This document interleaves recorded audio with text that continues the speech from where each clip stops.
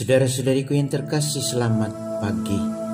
Mari kita awali permenungan kita pagi ini, Senin pekan Paskah kedua, 20 April 2020, dengan tanda kemenangan Kristus. Dalam nama Bapa dan Putra dan Roh Kudus. Amin. Tema renungan kita pagi ini adalah menjadi baru. Yohanes pasal 3 ayat 1 sampai dengan 8. Dalam percakapannya dengan Nikodemus, Yesus membuatnya agak kebingungan karena kata-kata Yesus, dilahirkan kembali. Nikodemus yang polos berpikir secara harafiah tanpa menafsirkan apa yang dimaksudkan Yesus.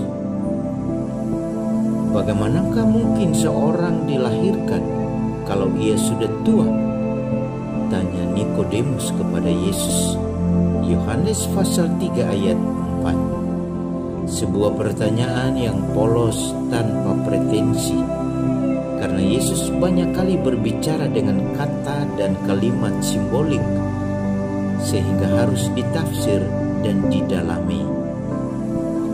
Dilahirkan kembali dalam kosakata Yesus adalah dilahirkan secara rohani, yakni dilahirkan dari air dan roh.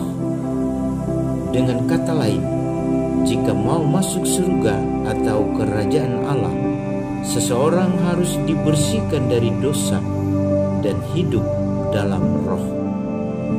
Itulah baptisan yang telah kita terima. Lewat baptisan kita menjadi baru. Kita dibebaskan dari hukuman dosa asal, dan kita dikuatkan dengan karunia-karunia Roh Kudus untuk menjadi baru. Memang kita harus terus berjuang agar boleh masuk dalam kerajaan Allah. Yang utama adalah menjalankan hukum kasih.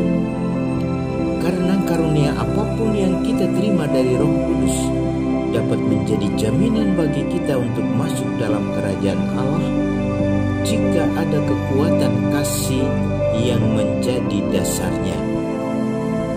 Tanpa kasih, semua akan menjadi sia-sia. Maka keselamatan diperoleh karena kita menjadi baru.